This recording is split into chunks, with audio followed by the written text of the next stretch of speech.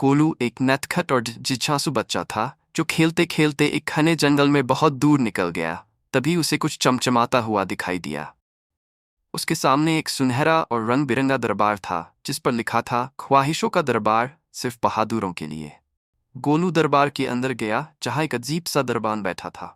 दरबान बोला, तुम 3 ख्वाहिशें मांग सकते हो, लेकिन सोच समझ कर। पहली ख्वाहिश, उड़ने की ताकत। गोलू बोला, मुझे उड़ने की ताकत चाहिए, और जैसे ही उसने छींक मारी वो सीधे आसमान में उड़ने लगा।